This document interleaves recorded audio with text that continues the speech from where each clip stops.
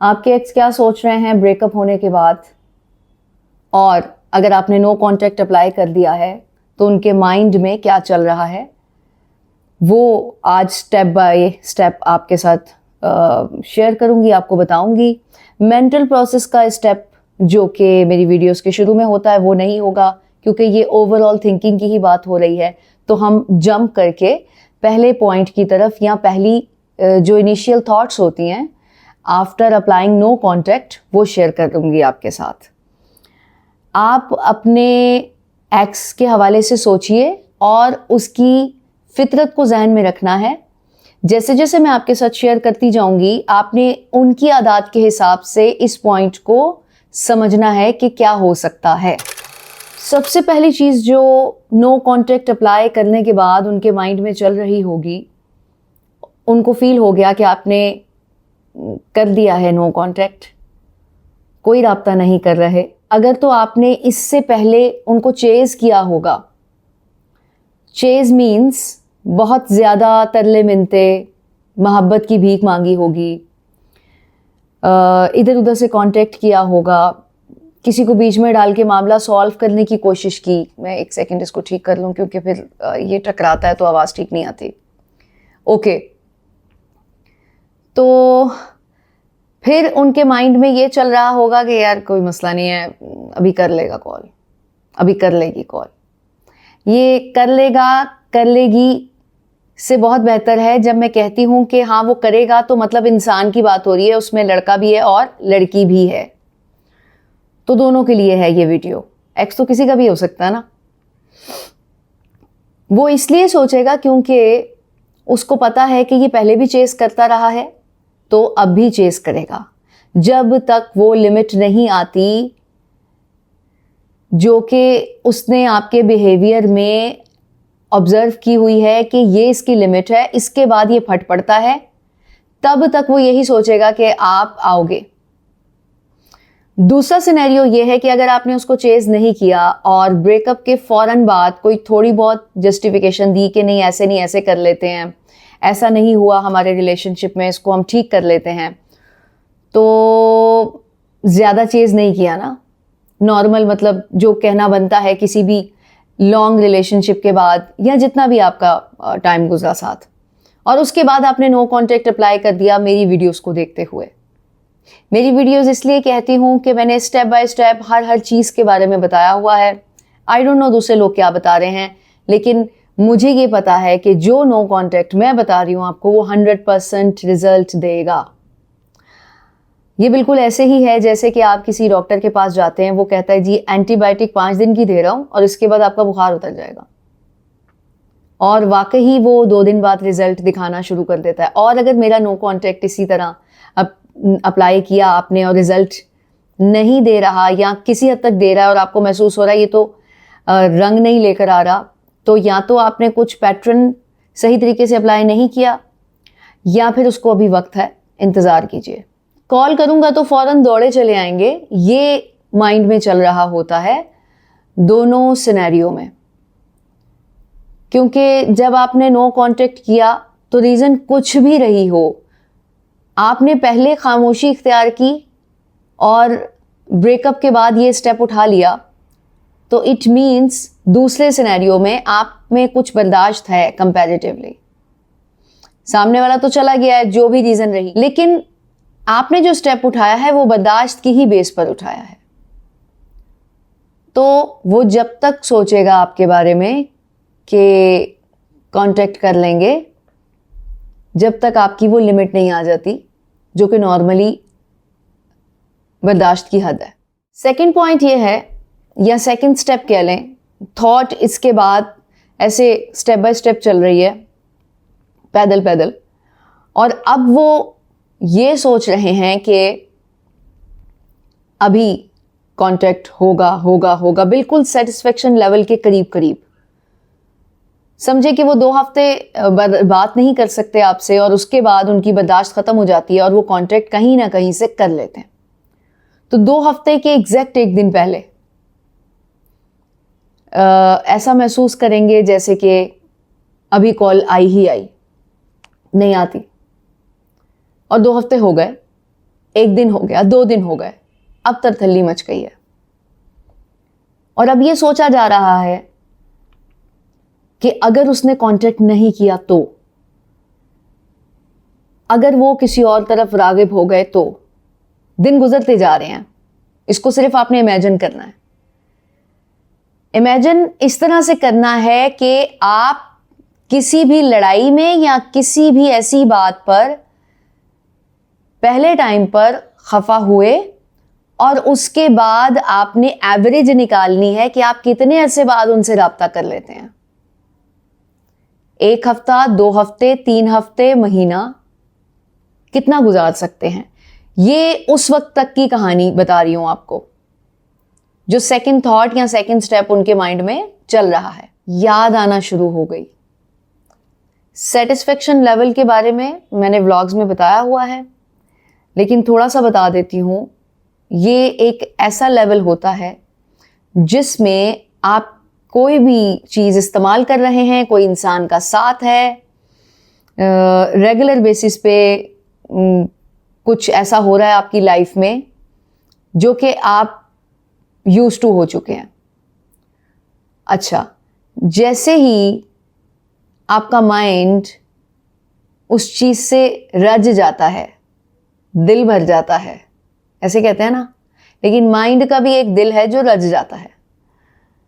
उसके बाद उसका ध्यान कहीं और जाने की कोशिश करता है, ऐसे काम की तरफ जिस पे थोड़ी सी मेहनत लग रही हो कंपैरेटिवली, क्योंकि ये तो मिल गया ना, पता चल गया। 16 प्रो मैक्स के लिए कोशिशें की, लेकिन पैसे जमा किए, सब कुछ किया, अब आपके हाथ में है। 1 हफ्ता बहुत एक्साइटेड था, लेवल ऑफ सेटिस्फेक्शन आ गया, नेक्स्ट टारगेट क्या है, अब हमने कुछ और लेना। ऐसा नहीं है कि वो आपको अट्रैक्ट नहीं कर रहा, जब आप उसके अंदर कोई नया फीचर देखेंगे तो ध्यान जाएगा। इसी तरह इंसान को आप रख सकते हैं मोबाइल की जगह। जब कुछ नया नया करने को मिलेगा उसी इंसान के साथ तो अट्रैक्शन होगी, लेकिन जो रूटीन है उस पर एक सेटिस्फेक्शन लेवल आ गया। तीसरा पॉइंट, इस लेवल पर आपके एक्स आपकी तरफ खिंचना शुरू हो जाएंगे। लेवल ऑफ सेटिस्फेक्शन के बाद ये डाउनफॉल शुरू हो गया है, अब याद आना शुरू हो गई है। इमेजिन कीजिए कि आपकी जो लिमिट है वो 1 महीना है और अब 1 महीना 4 दिन, 5 दिन, 6 दिन होते जा रहे हैं और वो क्रेविंग बढ़ती जा रही है, डाउट बढ़ता जा रहा है।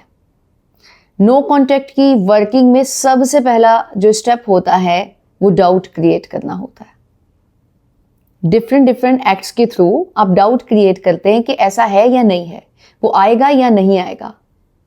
ये तो आपके एक्स ये सोच रहे हैं इस वक्त कि अगर वो नहीं आया तो।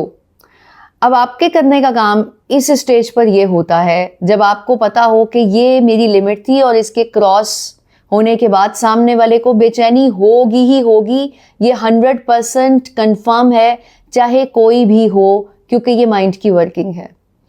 आपने करना ये है कि अगर तो आपके एक्स इमोशनली वीक हैं तो तब आपने बड़े मज़े से कोई अच्छी पिक्चर लगानी है, कोई इंटरटेनमेंट वाली, आप लोगों के साथ बिजी हैं, आप नई ज़िंदगी की तरफ राग़िब हो रहे हैं।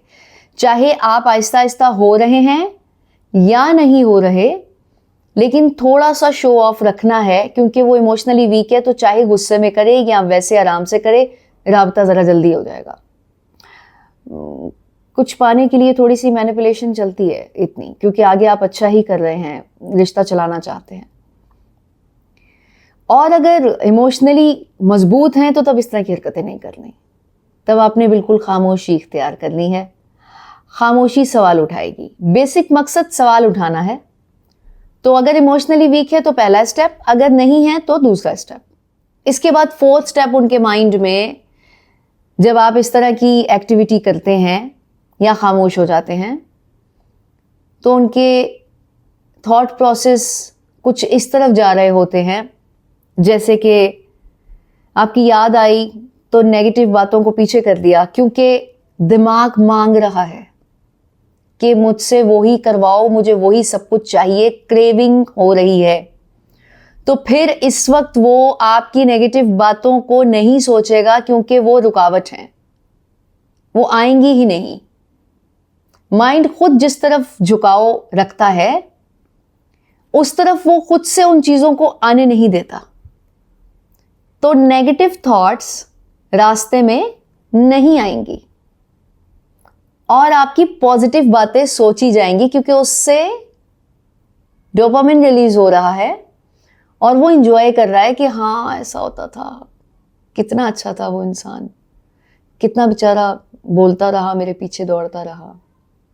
अब जो पहले पॉइंट में मैंने बताया था किसी ने तरला किया या नहीं किया, ये पॉइंट ऐसा है कि दोनों ही याद आएंगे अगर इसको ऐसे ही आपने फॉलो किया तो। नो कॉन्टैक्ट ब्रेक नहीं किया तो, अपने इमोशंस पे काबू किया तो।